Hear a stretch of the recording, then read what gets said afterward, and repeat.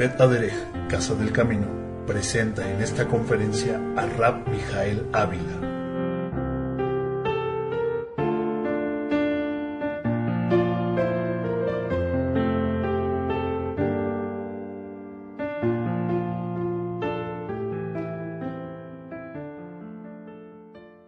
Shabbat Shalom, les saluda el rabino Mijael Ávila desde la sinagoga Bet Aderech en Cuernavaca, Morelos, México, en este día que es el día 22 del mes de Heshvan del año 5765 después de haber sido creado el hombre.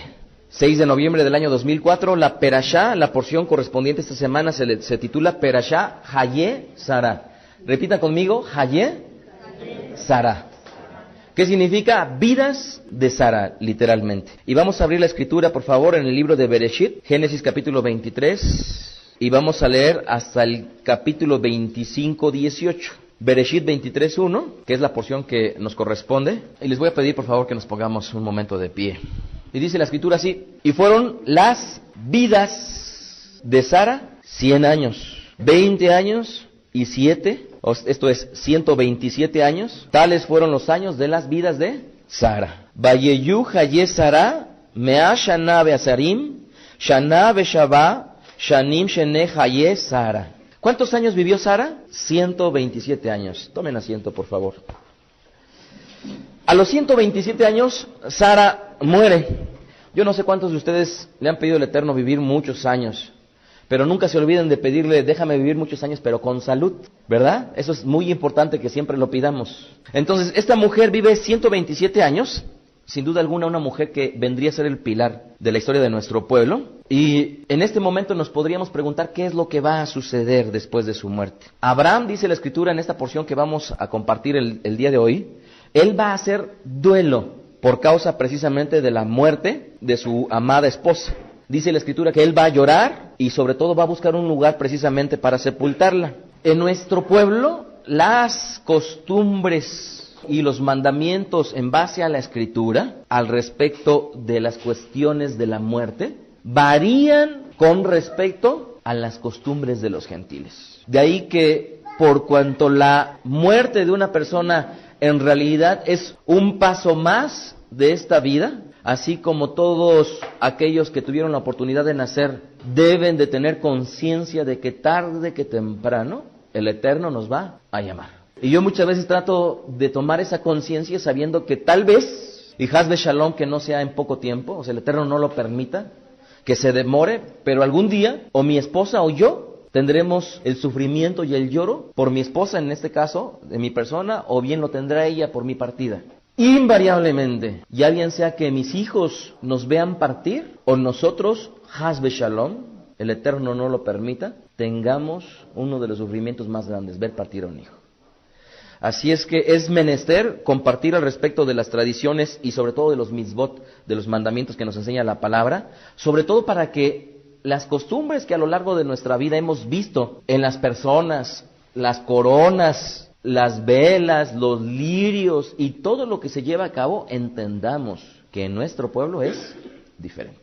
Vamos a comenzar con la enseñanza, si les parece bien. Y les voy a pedir que vayamos al libro de Bereshit, precisamente en esta Perashá, capítulo 23, verso 2. 23:2 del libro de Génesis. Y ahí dice, y murió Sara en Kiriat Arba, Batamot Sara Bekiriat Areba.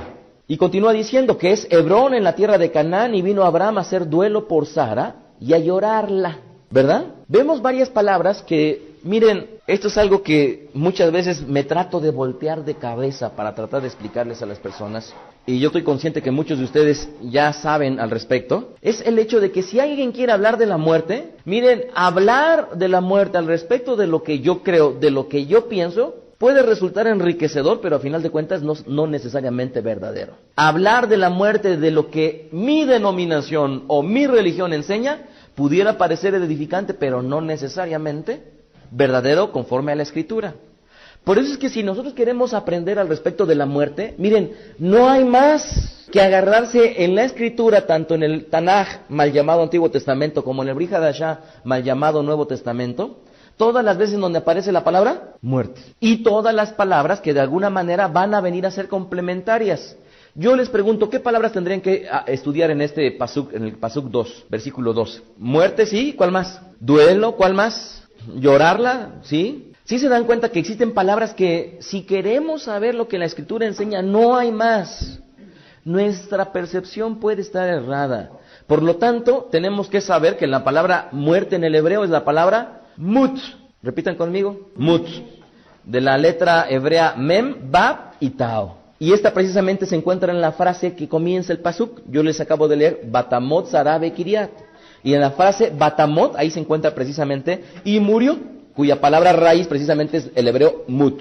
La otra palabra que, como bien comentaron, duelo, es la palabra hebrea safat. Pronuncien, safat. Samer, fe y dalet. Y esta precisamente se aparece en la frase lispot, que significa hizo duelo, safat. O en realidad sería, bien se podría pronunciar lisfot, no lispot necesariamente. Y por último, bien acertaron, la palabra llorar en el hebreo es la palabra baká, así como si ustedes estuvieran refiriéndose al animal, sin embargo es baká, que significa llorar. Bet, kauf y hei, que es la que da origen precisamente a baká, llorar, cuya frase en esta porción de la Escritura es belibe kotá. Bueno, sigamos leyendo en el verso 4 porque hay otras palabras que nos tendrán que complementar para el estudio. Verso 4 dice, extranjero y forastero soy entre vosotros, está hablando Abraham. Dadme propiedad para sepultura entre vosotros y sepultaré mi muerta de delante de mí. ¿Qué palabras tendríamos que estudiar? Sepultura, ¿qué más? Y obviamente la palabra que continúa, sepultaré, ¿verdad? Y ya vimos ahí la palabra muerta que ya la habíamos mencionado. Vamos a añadir estos dos vocablos hebreos para efecto de llevar a cabo este estudio. Para la palabra sepultura en el hebreo es el hebreo kever. Kever. ¿Cuál es muerte? Mut. Y sepultura es kever. O sea, esto es el lugar en donde se va a depositar el féretro o el cuerpo. Kever. Sepultura.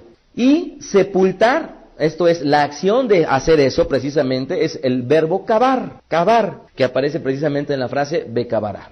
Con estas palabras, en realidad, nos tendríamos necesariamente que obligar a estudiarlas todas las veces que aparecen en el Tanaj y, desde luego, acudir al Brit Hadashah en el griego para estudiarlas todas las veces que aparecen. Ahora, existen al español lo que se le llaman concordancias. ¿Qué es una concordancia? A final de cuentas, es la aglutinación de todas las veces que aparece una palabra en la Escritura. Muchas veces cuando ustedes tienen la Biblia, al final tiene una concordancia, en donde tiene la palabra amor, y aparece en algunos cuantos versículos de la Escritura, en donde en el español apareció la palabra amor. ¿Sí? Sin embargo, a pesar de que esto pudiera parecer bueno, agarrarme la palabra amor en el español y sacarla, no sería del todo fiable, porque de alguna manera, del griego al español tan solo, existen al menos en el Brit Hadashah 3 vocablos que aluden al amor.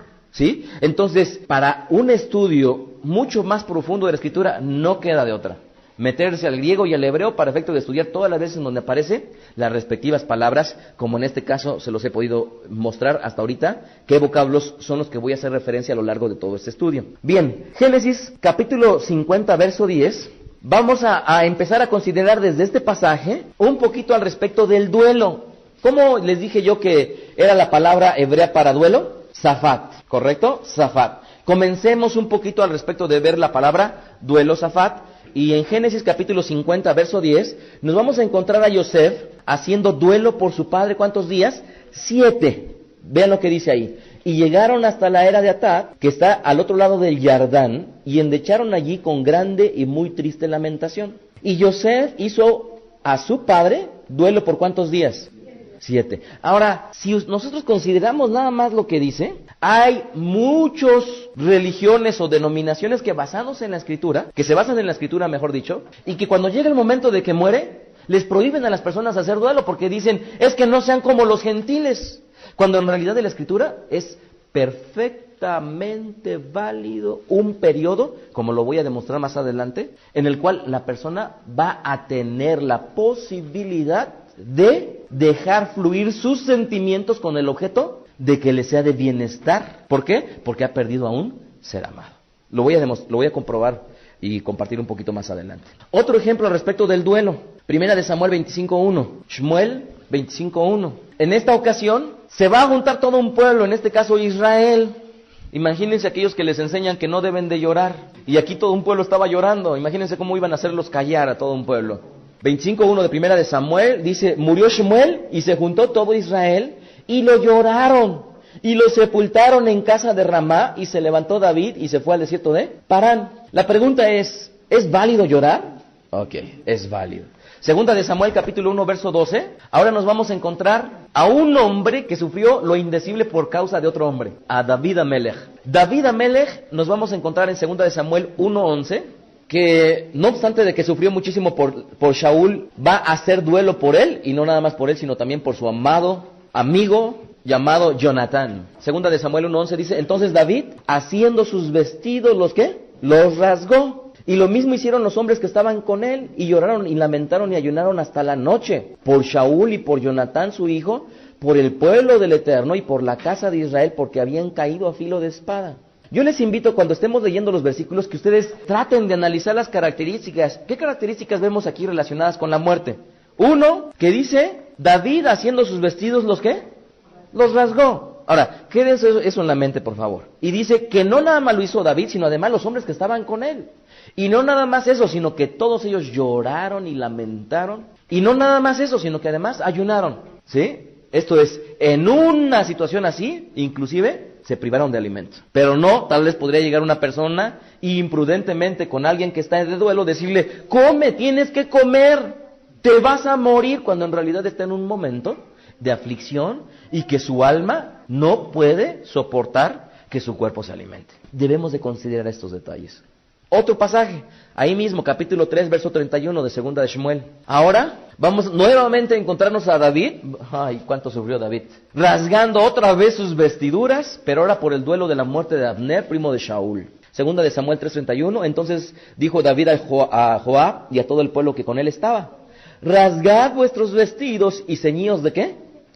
De cilicio. Esto es una especie de manto, de saco. Es como si dijeran, bueno, el saco en donde traen la harina, ustedes córtenlo y vístanse de eso. ¿Sí? Eso es la alusión que hace al respecto del cilicio. Entonces, rasguen sus vestidos y ceñidos de cilicio y haced ¿qué? Duelo delante de Abner. Y el rey David iba detrás del féretro. O sea, que había una procesión detrás de llevar el cadáver de una persona. ¿Esto es escritural? Ok. Verso 32. Y sepultaron a Abner en Hebrón, y alzando el rey su voz, ¿qué hizo? Lloró junto al sepulcro de Abner, y lloró también todo él. Imagínense a David Amelech, ¿estaba llorando así? ¿Cómo estaba llorando David? Con lamento, con voz alta. Díganme ustedes, ¿cuántas veces no han visto que en un sepulcro de alguien, la persona está doliéndose y llega otra y, cállate manita, no llores, cuando en realidad eso no es lo correcto? Y lo estamos viendo aquí desde el punto de vista escritural. Sigamos leyendo. Capítulo 11 del mismo libro de Samuel, pero ahora el verso 26. Oyendo la mujer de Urías que su marido Urías era muerto, hizo duelo por su marido, ¿sí? Y pasando el luto, esto es, guardó nuevamente un periodo de luto, y envió David y la trajo a su casa, y fue ella su mujer. O sea, él la consoló. Y le dio a luz un hijo, mas esto que David había hecho fue desagradable a los ojos del Eterno. Él pudiera pensar que la mujer de Urías iba a ser su mujer porque él así lo deseaba como rey, pero se equivocó. Fue desagradable delante del Eterno. Si observamos este pasaje, podemos darnos cuenta que nuevamente aparece la palabra luto. En este caso, cuando aparece la palabra luto en el verso 27, si se fijan, y pasado el luto, ya añadimos porque habíamos puesto duelo, habíamos puesto muerte, sepulcro, sepultar, ¿se acuerdan? Ahora añadimos luto. Esta palabra luto es en el hebreo Evel, Aleph, Bet y Lamet, Evel. Aprendamos un poquito al respecto del luto, siendo que estamos enfocándonos en las características al respecto precisamente del duelo. Ahora, vayamos a ver un poquito lo que nos enseña el luto. Vamos a ver Devarim, capítulo 34, verso 8, Deuteronomio 34, 8. En esta ocasión vamos a ver a Yosef, cómo es que él va a hacer precisamente luto 7 días, pero en esta ocasión el luto que vamos a ver, a diferencia del que hizo Yosef de 7 días, va a ser un luto no por 7 sino por 30. Devarim 34, 8. Dice Devarim 34, 8. Y lloraron los hijos de Israel a Moshe en los campos de Moab. ¿Cuántos días? ¡Ja! 30 días llorando. Seguramente ya al final ya no le salían nada de lágrimas. Pero dice, y así cumplieron los días del lloro y del luto de Moshe. ¿Qué ejemplos hemos visto de guardar precisamente el luto? 7 y en esta ocasión 30. Ok, sigamos leyendo, segunda de Samuel 14:2. Sigamos viendo esta palabra luto del hebreo Evel. Segunda de Samuel 14:2, dice ahí, y envió Joab a Tecoa y tomó de allá una mujer astuta y le dijo, yo te ruego que finjas estar de duelo y te vistas ropas de luto y no te unjas con óleo, sino preséntate como una mujer que desde hace mucho tiempo está de duelo por algún muerto. Dense cuenta que aquí en realidad el contexto de lo que está hablando es que le están pidiendo a una mujer que engañe precisamente a David. Pero lo que menos importa es ahorita ese engaño. Lo que importa son las características al respecto de una persona que está de duelo y de luto. ¿Qué características vemos ahí? Le están pidiendo a esta mujer que finja el duelo y que además se vista de ropas de manera que hay determinada ropa que va a denotar el luto. No nada más hay ropa, sino además que cuando uno está de luto, lo que no debe de hacer es ungirse con perfumes, ¿verdad? O lociones, en el caso de los hombres, ¿verdad? Que no se llaman perfumes. ¿O sí? ¿Me equivoco? Después de tantos años, ¿no? Me pregunto. ¿Qué más dice ahí? Entonces, ropas especiales, no se iba a ungir con luto, y además, obviamente, esta mujer durante un cierto tiempo tenía duelo. Otro ejemplo, Jeremías 16:7, Yirmiyahu 16:7. Aquí nos vamos a encontrar con otra característica escritural al respecto del luto y del duelo, porque va a entrar en escena algo que se le denomina el pan del luto. Y esto, por favor, guárdenlo en su corazón. Jeremías 16:7, Yirmiyahu. Dice ahí, ni partirán pan por ellos, por el luto para consolarlos de sus muertos, ni les darán a beber vaso de consolaciones por su padre o por su madre. Miren, el contexto en realidad, a pesar de que no lo estoy leyendo, déjenme explicárselos tantito. No es el contexto el cual nos vamos a enfocar, sino las características que tiene que ver con el luto, con la muerte, con el duelo. Aquí está hablando de que unos vecinos van a compartir un pan de luto. Esto es, hay una comida especial para aquellos que están de luto. Y dos, dice ahí al final que iba a haber beber un vaso de consolaciones. Y más adelante todo esto lo voy a empatar, porque esta primera parte solamente me estoy enfocando con lo que enseña la Escritura, y más adelante lo voy a demostrar conforme a la tradición de nuestro pueblo. Y nos vamos a dar cuenta que este vaso de beber de consolación, que tal vez pudiéramos devanarnos la cabeza qué tipo de bebida era, nos vamos a dar cuenta que la tradición nos responde. ¿Por qué? Porque, se los voy a explicar más adelante, es un vaso precisamente de vino, ¿ok? De vino. De tal manera que cualquier persona que quiera estudiar la Escritura sin el contexto hebreo judío, ¿qué va a poder interpretar correctamente? Va a hacer conjeturas nada más, pero de ninguna manera va a poder entender la Escritura como debiera de entenderla. Otro ejemplo, Primera de Reyes 13:29. Aquí vamos a ver a un profeta cuyo nombre no está, era anciano, y va a enterrar a otro cuyo nombre tampoco aparece. A él nada más le denominan el varón de Elohim. Primera de Reyes 13:29, Melahim 13:29. Entonces tomó el profeta el cuerpo del varón de Elohim y lo puso sobre el asno y se lo llevó, como las películas mexicanas, ¿verdad? Puso el cuerpo en el asno y ¡bum!, ya se lo lleva. Y dice ahí, y el profeta viejo vino a la ciudad para endecharle y enterrarle. Y puso el cuerpo en su sepulcro. Y le endecharon diciendo, ¡ay, hermano mío! Y después que lo hubieron enterrado, habló a sus hijos diciendo, cuando yo muera, enterradme en el sepulcro en el que está sepultado el varón de Elohim, poned mis huesos junto a los suyos. Y aquí vemos un factor interesante, algo que seguramente les ha sucedido, con su padre, con su madre, con su abuelo, su bisabuelo. Hijito, cuando yo me muera, ¿sí se dan cuenta? Peticiones que muchas veces era escritural incluso, que se pidieran al respecto de los deseos que ellos tenían para efecto de sepultar en determinado lugar los huesos. Otro caso, Yosef. ¿Se acuerdan ustedes el caso de Yosef? La otra vez estábamos conversando, ¿no? Si a final de cuentas, en realidad, el llevar unos huesos impurificaba, estuvieron 40 años llevando huesos, ¿verdad? Nuestro pueblo en el desierto. Es un caso precisamente para estudiar. Bueno, quiero puntualizar hasta aquí lo que hemos leído. Espero no se me haya pasado nada, ¿sí? Voy a puntualizarlo en 15 puntos, ¿ok? Más adelante, a los que están aquí presentes tienen la bendición de que yo se las dé. No tienen que escribirlas, pero los que nos están escuchando, pues bueno, les suplico por favor que tomen nota. 1. Ejemplo tenemos de que es válido llorar por el ser que partió. 2. Es escritural hacer duelo por aquella persona que partió.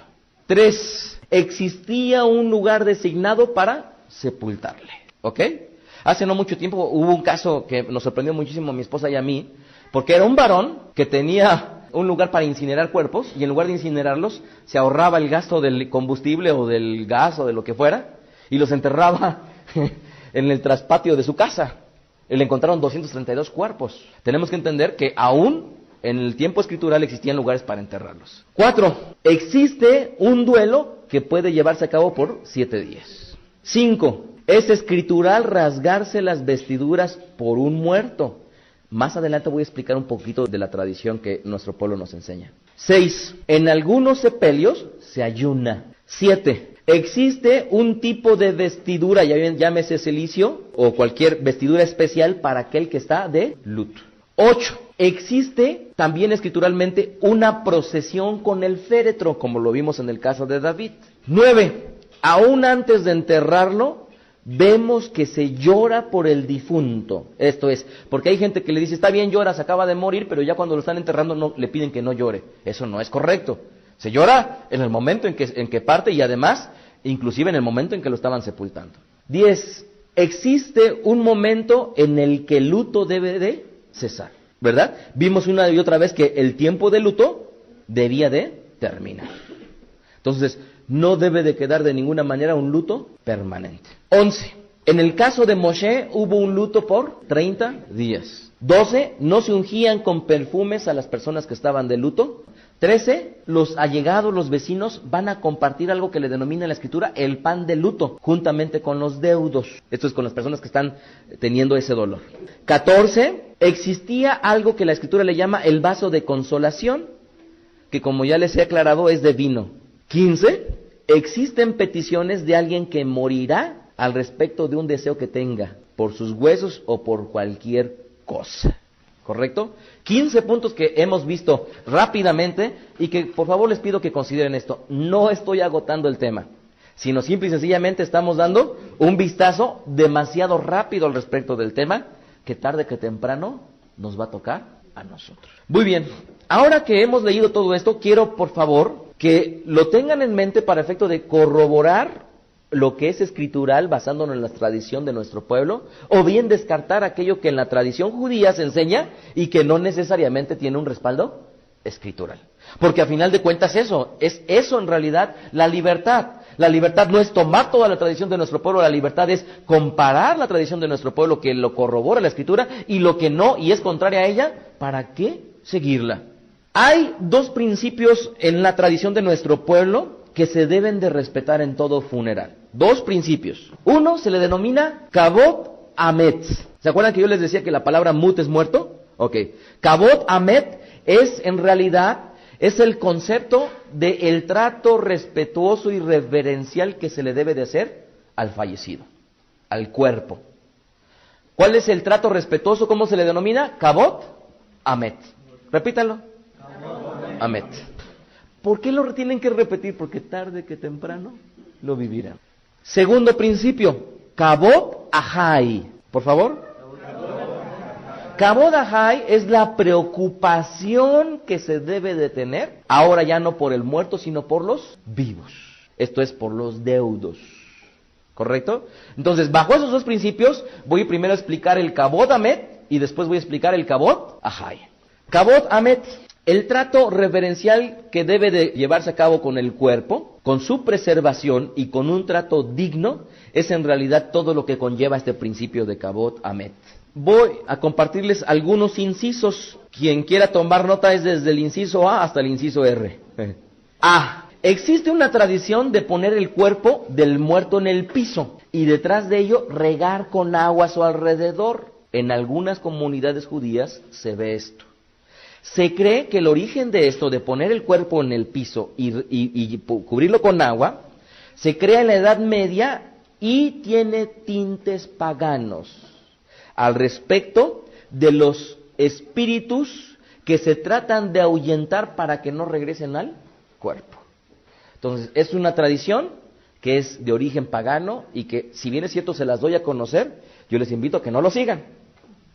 B. Un cuerpo muerto se debe considerar con la reverencia, ¿saben de qué? El cuerpo de un muerto, de un hijo del Eterno, de una hija del Eterno, se le debe de considerar como si fuera el mismísimo Sefer Torah, el rollo de la Torah.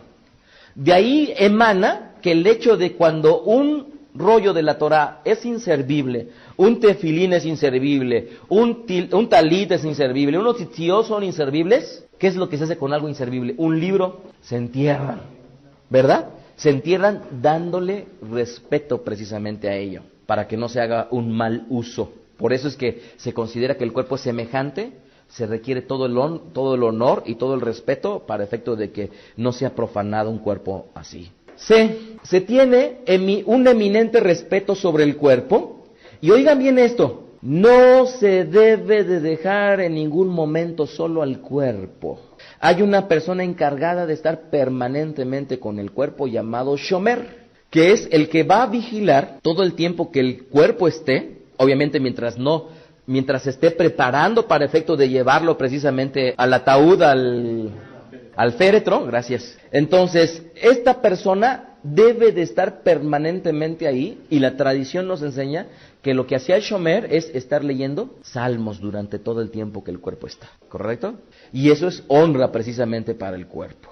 Ahora, yo nada más quiero que se imaginen tantito que de repente está el cuerpo y entra la nietecita o el nietecito y trata de, sin tener la conciencia, de profanar o de tomar el cuerpo o de hacer algo indebido. Por eso es que se le cuida, se le preserva, se le debe de estar respetando mientras está. El cuerpo, habitualmente en la tradición de nuestro pueblo, se viste simple y sencillamente con una mortaja blanca o bien con un quitel. Como han visto Ari y Jacob, cuando él trae puesto el quitel, es una especie de túnica que es usada precisamente para las liturgias, las fiestas, o el Hazán habitualmente es el que al momento de las liturgias lo lleva puesto, y que puede ser de algodón, de lino o de cualquier otro material, incluso puedes utilizarse el shatnez. ¿Alguien sabe qué es shatnez? Es estar revolviendo la lana con el algodón o con el lino. ¿Qué es lo que pasa? En realidad es algo producto de los animales con algo producto de la naturaleza del campo. En realidad ese es lo que hay detrás. Hay una explicación que ahorita no se las voy a dar al respecto del shatnez. Yo lo único que quiero que entiendan, que en esta ocasión, inclusive, esa mortaja puede ser de shatnez. ¿Por qué? Porque el cuerpo muerto ya no va a cumplir mitzvot. Y luego entonces, como no se ve bien que detrás de un quitel o de una bata la persona tenga zapatos, habitualmente se les entierra sin zapatos. La mortaja o el quitel deben de tener la característica de que no tengan bolsillos. ¿Por qué? Contrario a lo que enseñan muchas culturas en las cuales iban a encerrar a un faraón egipcio y le metían todo, incluyendo a sus siervos, a sus siervas, a sus esposas, todo para que se lo llevara. Nuestro pueblo sabe que así como llegó sin nada, se va sin nada. Entonces no trae bolsas. La exhibición del cuerpo se considera una falta al kabod amet. De ahí que no es tradición en nuestro pueblo que se tenga el féretro y además se le abra para que la gente lo vea. Eso no es tradición de nuestro pueblo porque es una falta al kabod amet. Es una falta de respeto al cuerpo. Porque como mucha gente dice, y bien dice, yo quiero que me recuerden como yo era. ¿Están ustedes de acuerdo? Y en ese momento no le preguntan, lo presentan y es una falta del respeto desde la perspectiva de nuestro pueblo. Si se dan cuenta, estamos ya viendo muchas diferencias al respecto de lo que hacen los gentiles. Muy bien. Y ya no va a quedar a decisión de ustedes, si lo van a ver o no. Cuando ustedes los inviten, ¿tienen que ir a verlo? No. ¿Por qué? Porque es una falta al kabod amet, falta al cuerpo. ¿Qué otra cosa? Se acostumbra cubrir el féretro habitualmente con una tela negra cubierta, con una maguen David. Esto es, muchas veces lo que se hace es que teniendo el féretro se le pone una tela negra y habitualmente lo que está bordado sobre la tela negra es una estrella de David. Aquí viene la explicación de por qué se les cubre. Habitualmente los féretros no van a decir, es que murió tal persona y vamos a comprar el féretro más caro que exista, de un material impresionantemente bello, y ese es el que les vamos a dar. No, en nuestro pueblo preferentemente los ataúdes deben de ser de madera, con el objeto de que rápidamente se cumpla con la mitzvah de que del polvo fue tomado y al polvo volverá. Luego entonces es habitual que en un ataúd de madera se le haga orificios, se le orade por abajo, con el objeto de lograr que más rápidamente se cumpla precisamente con ese deseo del Eterno que ha dejado plasmado en su palabra. El rabino Ismael Dávila de Veda de Hereje en Matamoros, él una y otra vez me ha dicho, cuando necesites, yo le suministro los ataúdes. Entonces no se preocupen por comprar uno caro, en realidad es todo lo contrario. Por eso es que al ser algo de pino, sencillo, pues se le procura cubrir porque no tiene la belleza como habitualmente en los gentiles se tiene. Y en algunos casos se pone tierra de Eretz Israel, de la tierra de Israel, dado que en la tradición de nuestro pueblo se enseña que precisamente la resurrección se vivirá precisamente en Eretz Israel. Entonces hay gente que en la tradición lo que hace es que tiene un poco de tierra guardada y que se trajo en su último viaje, y lo que hace es que la deposita un poquito precisamente como parte de la tradición adentro del féretro, juntamente con la persona. J. Una vez que es llevado a enterrar, se opta por cubrir de inmediato con tierra el ataúd. ¿Sí? Ustedes lo van a depositar ya en el cementerio, inmediatamente le ponen tierra. Pero ojo, esto tiene un origen pagano. Nuevamente también concerniente a los espíritus que puedan venir a interferir con la situación. Y es algo que no necesariamente nosotros, por ser de origen pagano, vamos a respetar. K. A los suicidas, que es una falta grave delante del Eterno. Ojo, no se conceptualiza como pasa en otras religiones en las cuales un suicida ya va a perder por completo su Olam Abba. No es así. Existen varios atenuantes desde el punto de vista de nuestro pueblo. De ahí que a los suicidas se les va preferentemente a enterrar separados de sus familiares, ya que han cometido una falta grave en contra precisamente del Creador. L. La cremación no está permitida. ¿Por qué? Porque la mitzvah proviene desde el polvo nos tomó. ¿Y a dónde vamos a ir? ¿A cenizas? No. Vamos a ir a polvo. ¿Verdad? Bueno, los que son de color, pues ustedes pueden decir no, ¿verdad? Por supuesto que no. Entonces, la cremación no está permitida por la tradición judía, porque va a imposibilitar que el cuerpo vuelva al polvo. Y no nada más ello, sino que se considera precisamente una falta, porque se tiene consciente que tarde que temprano el Eterno resucitará precisamente y tomará del polvo aquello que en su oportunidad fue destruido por la corrupción de los gusanos y propia de la carne. M. Se pretende que el cuerpo se entierre. Ojo, esto es muy importante. En nuestro pueblo, preferentemente se entierra el cuerpo antes de 24 horas. Esto es, no se demora 4, 5, 6 días para que venga fulanito de Abraham al entierro, no. Lo deseable es que transcurran cuando mucho 24 horas después de que la persona murió. Ojo, estamos hablando todo bajo el concepto del Kabod Amet, el respeto sobre el cuerpo. Porque se imaginan ustedes que están esperando y el cuerpo empieza en su olor fétido. ¿Ustedes creen que eso es respeto para el cuerpo? De ninguna manera. Entonces, solamente en casos excepcionales por la espera de algún familiar, obviamente en línea directa cercano, la halajá judía, la ley rabínica, permite que no excedan más allá de 3 días, sobre todo cuando hay determinadas reglamentaciones jurídicas legales en los países que tienen que pasar por cierto proceso para efecto de que después se le entierre. Entonces, cuando mucho, estos en casos excepcionales no deben de transcurrir más allá de 3 días. Ahora, cuando yo estaba escribiendo esto, déjenme decirles una cosa. Uno de los puntos que muchos de los detractores de nuestro amado Yeshua Mashiach antepone y dice, es que él no guardó la Torah. ¿Saben en qué se basa? En que cuando Yeshua Mashiach está con Lázaro, ¿se acuerdan ustedes? Y le avisan que él muere, ¿qué le dicen? ¿Va inmediatamente? No. ¿Por qué no? Se esperó para ir.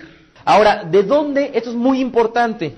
Los detractores de Yeshua, me da risa porque ponen nada más porciones de los versículos y no ponen todo. ¿De dónde emana el hecho de enterrarlo rápidamente? De Barín capítulo 21, verso 23. Se los leo rápidamente. No dejaréis que su cuerpo pase la noche sobre el madero. Sin falta lo enterrarás el mismo día, porque maldito por Elohim es el colgado, y no contaminarás tu tierra que el eterno tu Elohim te da por heredad. Está hablando de un caso, de un juicio sobre una persona que muere en el madero, y que esa persona que muere en el madero, la Torah dice que se debe de enterrar en el mismo día, ¿correcto? No está hablando de la forma de enterrarlo genéricamente, está hablando de un caso específico. ¿Quiénes? Aquellos que mueren en el madero. Entonces, yo he leído escritos y artículos de rabinos ortodoxos, de gente que escribe en páginas ortodoxas que dice, Yeshua no guardó la Torá porque se demoró para que enterraran a Lázaro. Y dice la Torá, fíjense cómo amañadamente lo ponen. Sin falta lo enterrarás el mismo día. Y eso es todo lo que citan. Y no citan que era en el madero aquella persona que muere. Entonces debemos de tener mucho cuidado de las cosas que leemos, por favor. Tengan mucho cuidado. De ahí, si yo con esto me regresé a ver el caso de Lázaro y déjenme decirles una cosa. Lázaro no fue enterrado más allá del tercer día. O sea, esto es, incluso dentro de los límites de la halajá, antes de que se cumpliera el tercer día, Lázaro ya estaba enterrado. ¿Correcto? Entonces, ni siquiera eso fue. Se desaprueba el envío de flores a los sepelios. Escúchenlo bien esto. En un sepelio de un hijo, de una hija del Eterno, no hay flores. El origen de tener las flores, las coronas en los sepelios, era una práctica de origen gentil que tenía que ver con preservar el cuerpo hasta todos los familiares que llegaran. Y mientras el cuerpo era preservado, las flores, ¿qué es lo que iban a hacer? Quitar el olor del cuerpo fétido. Luego entonces, en nuestro pueblo no hay flores, ¿correcto? ¿Por qué? Porque se entierra el cuerpo inmediatamente por causa del kabot amet, el respeto hacia el cuerpo. No es admitido por la tradición judía enterrar en Shabbat, ni en Yom Kippur, ni en el primer día de las fiestas de Shalosh Regalim. ¿Cuáles son las tres fiestas, o las fiestas de Shalosh Regalim? Las tres fiestas de Ascensión. Sukkot, Pesach y Shavuot, ¿verdad? Entonces, no es permitido en Shabbat enterrar en Yom Kippur o en el primer día de las fiestas. ¿Ok? ¿Ya están tomando nota de todo lo que debemos de aprender para efecto de llevar a cabo esto cuando nos toque? Hazbe Shalom, Hazbe Halila, Lo Aleinu, ¿verdad? No es obligatorio, pero se acostumbra por respeto poner una lápida a la tumba. Esto es algo que denote que ahí existe un cuerpo precisamente de una persona que se enterró. Sin embargo, según la costumbre de la comunidad, se debe de poner la lápida al finalizar el tiempo de duelo, ya bien sea de lo que se le denomina la Shiva, y aquí quiero que se lo aprendan.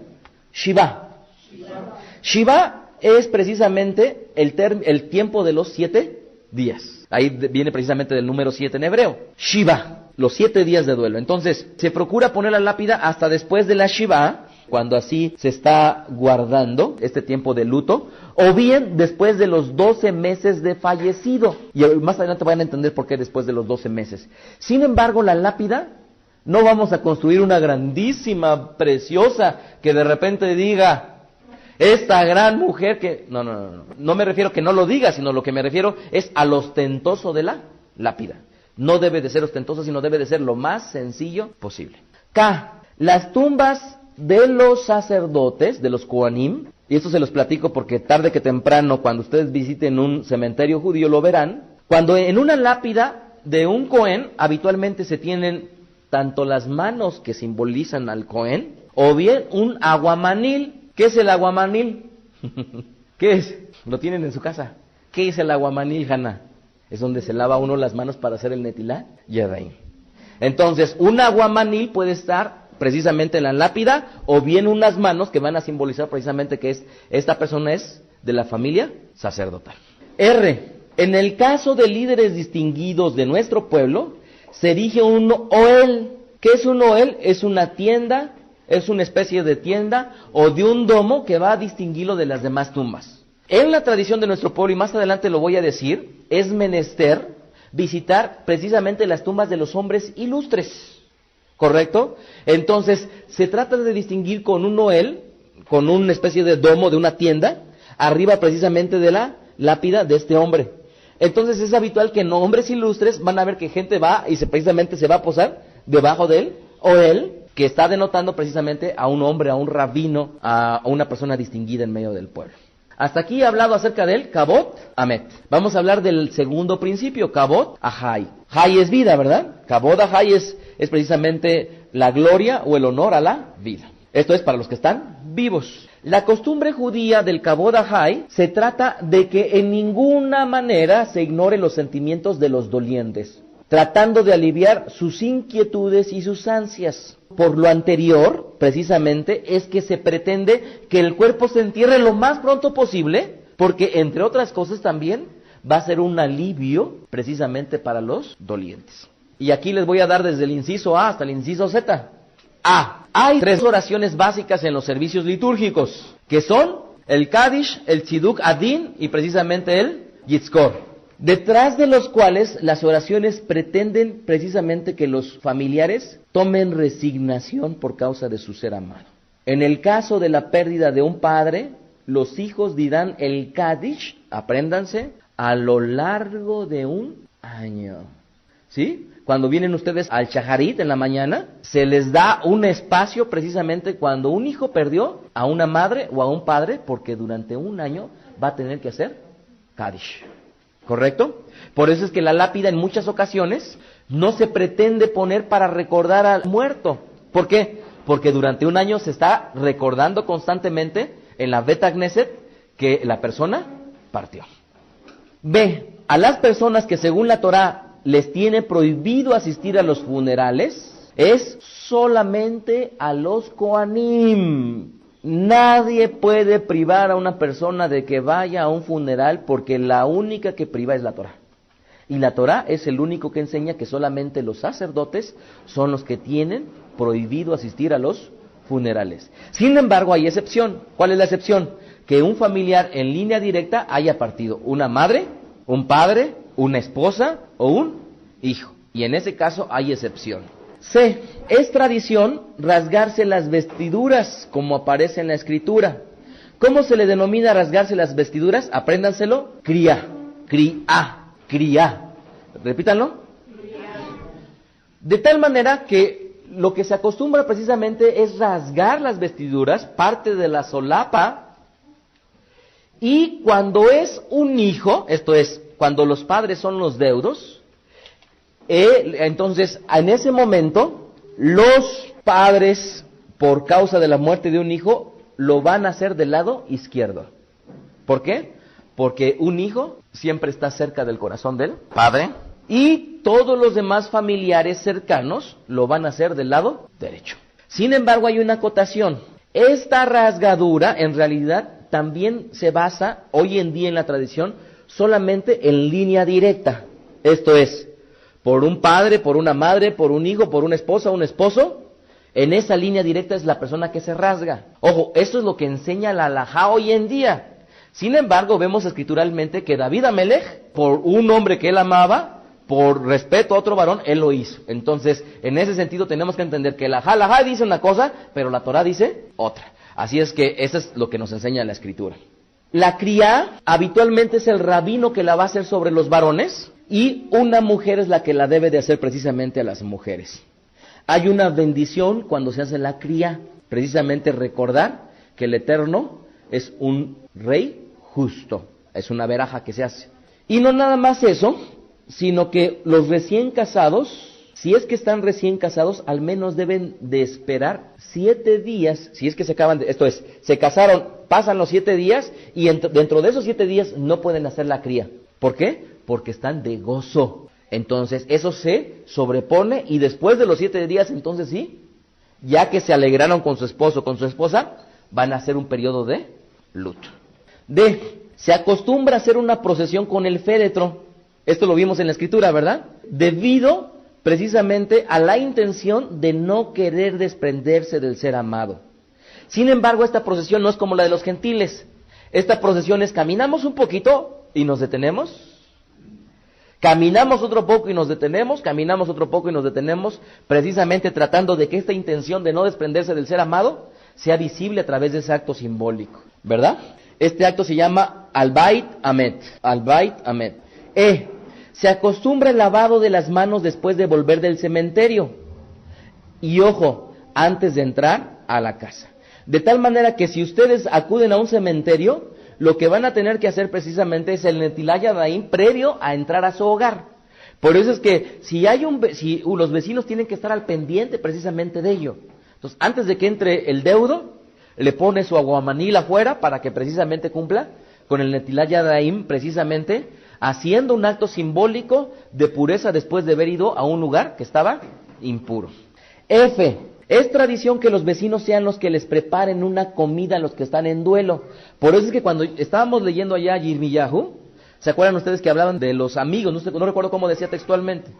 O vecinos. Entonces, en este caso, es menester de los vecinos o de la gente cercano que prepare una comida para los que están en duelo, la cual desde luego va a incluir el pan que se le denomina el pan de luto. Habitualmente, esta comida más bien se le llama Seudá Abra, que es la comida de la condolencia. ¿Qué se acostumbra a comer? En realidad se acostumbra a comer jalá o bollos redondos. Y se acostumbra a darles huevos duros. ¿Por qué? Porque de alguna manera esto que tiene una imagen de círculo, a final de cuentas lo que está denotando es que son los símbolos de la naturaleza cíclica y eterna de la vida. ¿Sí estamos de acuerdo? De tal manera que para los que mueren en el eterno, en realidad, eso ahí no termina su vida. ¿Están ustedes de acuerdo? Sino continuará, luego entonces eso que es menester darles precisamente cuando vuelven, es parte de la Seudá Abra. G. No se visita, esto es muy importante, escúchenlo bien.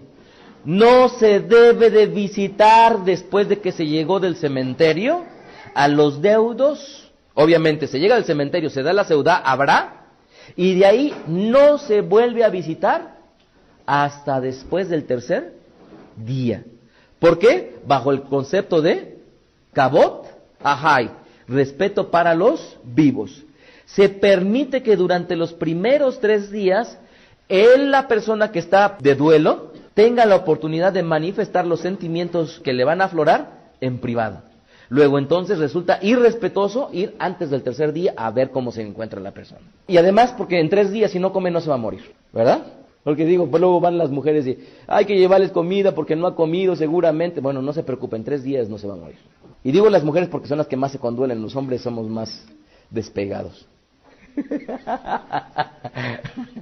H. El periodo de duelo de 7 días se le conoce como Shiva.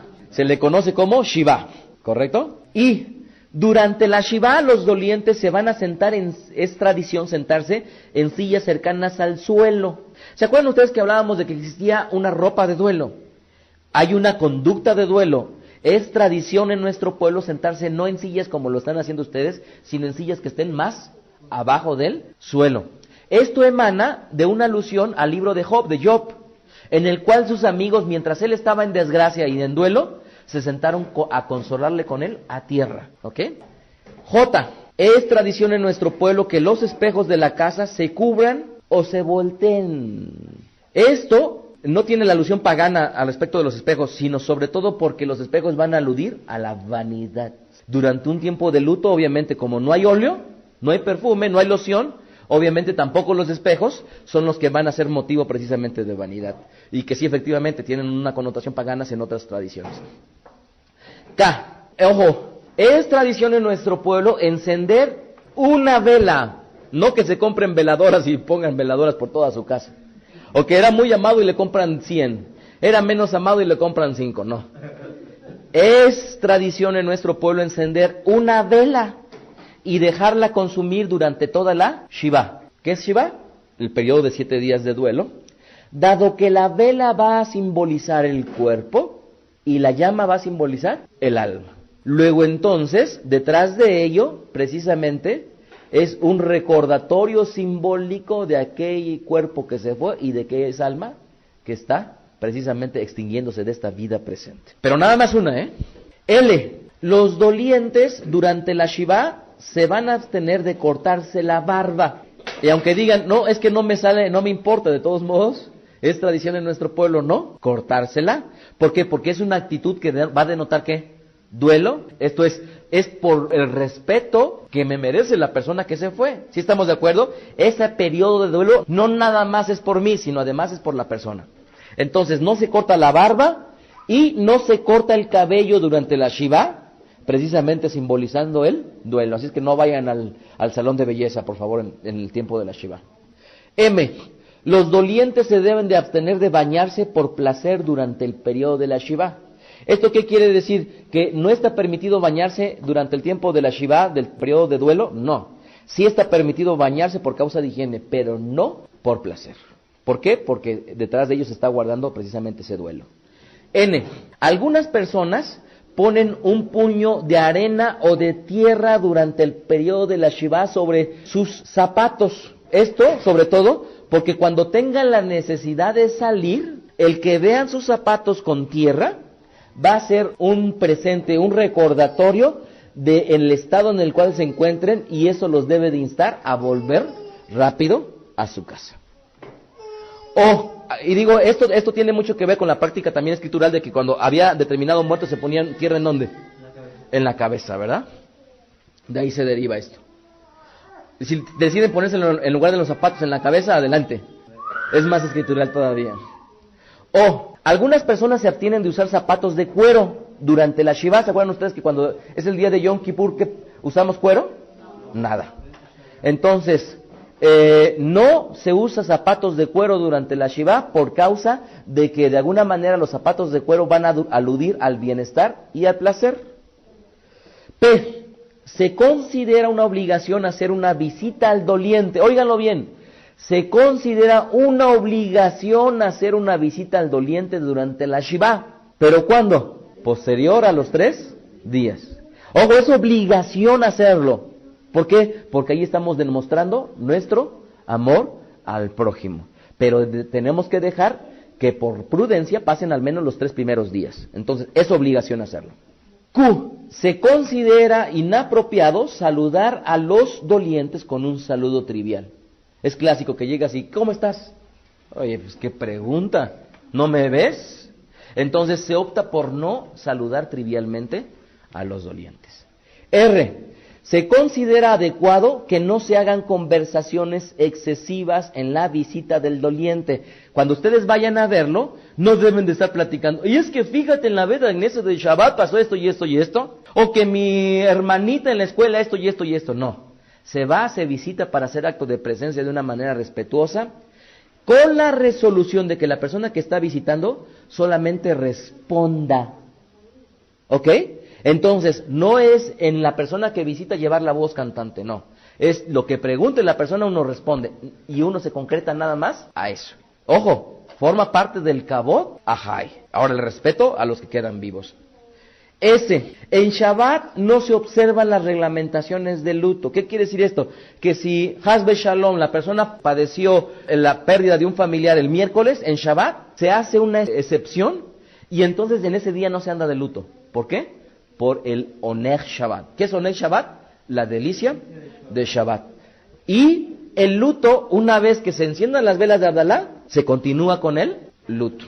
Por lo tanto, la pregunta es, ¿se cena una cena festiva en Shabbat no obstante de que esté de luto? Sí, se toma vino. P. El periodo de la Shiva acaba en la mañana del día séptimo. Esto es, no transcurren los 7 días, sino solamente hasta la mañana del día séptimo. ¿Por causa de qué? De que la parte del primer día proporcional cuando comienzas ya se considera como un día.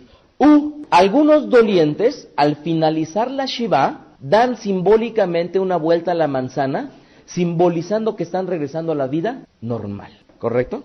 V. En la sinagoga, el doliente, durante el periodo, no va a ocupar el lugar habitual. Esto es, si de repente llega Ari Jacob, que se sienta hasta adelante del lado derecho, o llega cualquiera de ustedes y ya tiene un lugar fijo, en realidad, en el periodo de duelo no van a utilizar el mismo lugar que utilizan siempre en la Bet Knesset. ¿Por qué? Porque es parte del duelo que se está llevando a cabo. W. Durante la Shiva no se otorga una alía al doliente, de tal manera que si estamos leyendo la Perashá y el rabino está llamando a la alía, no se ofendan porque no se llame. ¿Por qué? Porque en periodo de luto no se le llama a la persona. X. Se acostumbra, aleluya, se acostumbra al visitar una tumba que se deje una piedra. ¿Ustedes se acuerdan en la lista de Schindler que llegaban y dejaban una piedra? Bueno, se acostumbra a dejar una piedra cuyo simbolismo es de que esta piedra va a decirle simbólicamente, sigues estando en mi recuerdo. ¿Correcto? Entonces, cuando estaba la tumba de Oskar Schindler, pasaban todos los que por él fueron y se acuerdan, depositaban una piedra. Entonces, no van a ver nunca flores en una tumba. No, nunca. Van a ver piedras. Ahora, esto suena raro. A final de cuentas, los gentiles se comportan de una manera diferente. ¿Ok? Así que es tradición en el mes de Lul, esto es el mes que le va a anteceder al mes de Tishri, donde se llevan a cabo ¿cuáles festividades? Yom Teruah, ¿qué más? Yom Kippur, ¿qué más? Y Sukkot. Se acostumbra precisamente el mes de Lul visitar las tumbas con el objeto de que nos sensibilicemos a la Teshuvah que vamos a llevar a cabo precisamente y que va a concluir ¿cuándo? El día de Yom Kippur. Y no nada más eso, también les comento, como ya les decía yo al principio, que las tumbas de seres ilustres también es menester visitar. Y existe lo que es el llamado Yartzeit o Yartzeit. ¿Qué es el Yartzeit? Apréndanse esto, Yartzeit. Es el aniversario de la muerte de las personas.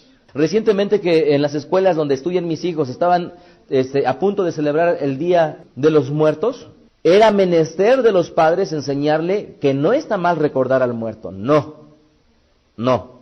El problema es las ofrendas precisamente que hay detrás de ellas y que tienen por objetivo precisamente traer al lugar a los espíritus que según dicen las personas que son de las personas fallecidas. Y les ponen su tequilita, sus cigarros, sus frutitas y en realidad eso es algo pagano que no debemos de hacer. Sin embargo, el Yartzeit es precisamente el aniversario de la muerte de las personas. Así es que algunas comunidades acostumbran a ayunar en ese día y visitar la tumba de su ser querido. Así es que si ustedes les habían enseñado que nunca vayan a los cementerios, nunca los vayan a visitar porque ellos están con el Eterno, es verdad. Pero por otro lado, también se merecen un honor y un respeto las personas que han partido. Luego entonces, en el Yartzeit es tradición en nuestro pueblo visitar precisamente las tumbas. Y como parte del Yartzeit, no nada más algunos acostumbran a ayunar, sino también acostumbran un día previo encender una vela en recuerdo de la persona.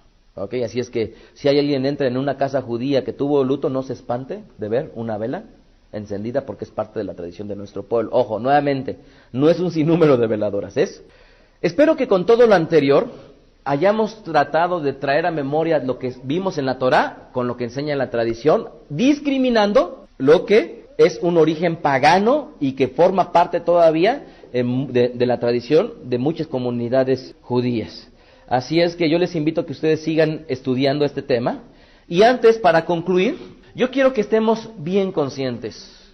Tarde que temprano la muerte nos llegará. Y por favor, nosotros debemos de ser los primeros conscientes en que nos llegará. ¿Sí? Debemos de ser los primeros conscientes en que nos llegará. Hace unos días estábamos con un varón y ese varón se volteó conmigo y me dijo, mi hermano partió, me dio las circunstancias y me dijo, pero yo sé que él está en un mejor lugar que yo. Y yo le dije, Baruch Hashem, bendito su nombre porque es verdad. De tal manera que debemos de estar conscientes que una vez que este cuerpo corruptible deje de funcionar, de alguna manera la vida continúa, pero para aquellos que son hijos en un mejor lugar.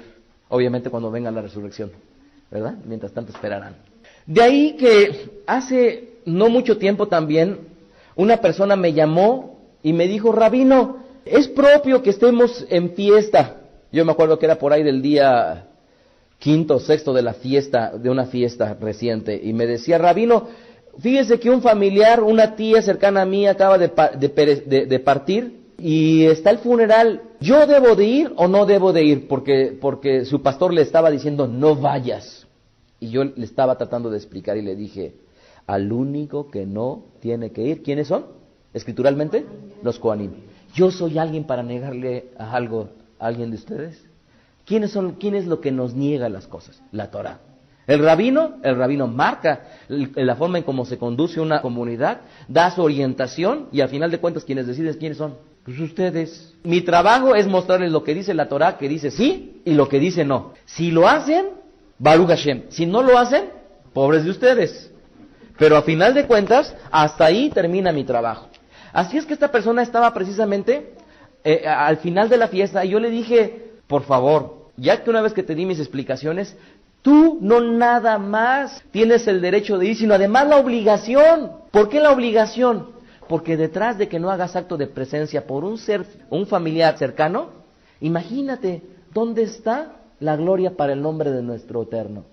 por causa de muchas cosas sectarias en las cuales a las personas se les prohíbe hacer determinadas cosas en el nombre del Eterno. Muchas veces el nombre del Eterno es profanado por los gentiles por causa de nuestro comportamiento.